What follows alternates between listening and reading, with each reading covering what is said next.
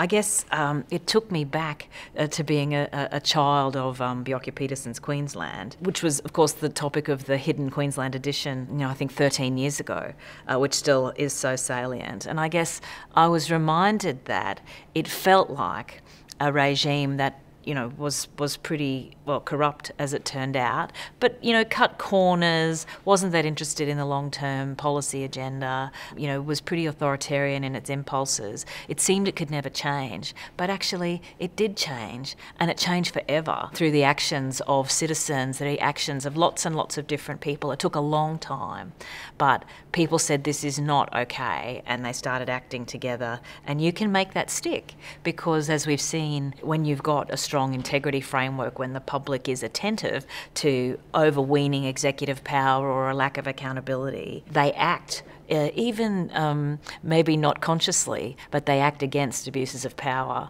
when the mechanisms exist to do so. Many people have seen the consequences of post-truth partisan division in the US. We're seeing the extraordinary inquiry into what happened in the Capitol riots, and just more generally the assaults on democratic institutions internationally, on elections, the civil service, the media, the courts, and eventually, the Congress itself, the Capitol building itself. Something similar is going on in Boris Johnson's Britain, and we've seen that really since 2016. Just this pattern of, undermining democratic institutions, of acting with impunity, and it adds up. It has really important consequences. So I guess don't imagine it can't happen here, because no one imagined it could happen in the UK. Don't imagine that things will bounce back, because sometimes they don't. And the things that mean, you really need to be engaged as a citizen in caring about what happens. And that might mean that you need to become active to defend it. I don't mean going out on the streets necessarily, but I do mean being deeply engaged, because if there's one thing that the people who cynically want to undermine our institutions factor on, it's that people don't care.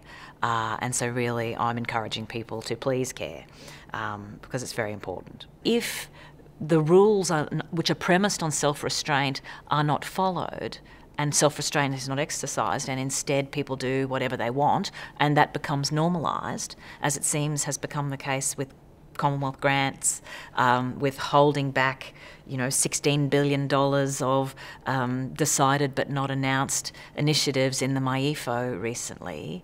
If that becomes the way it's done, then what's the point of the rules? And then, no wonder people are cynical about them. But we need to be conscious of the insidious effect of the whole, and that ends justifying the means cultures are not only about the leadership, they're about all the other actors in the system as well. And it was why I think in this essay I wanted to point out that accretion, and it's a steady accretion of something that can then reach a tipping point.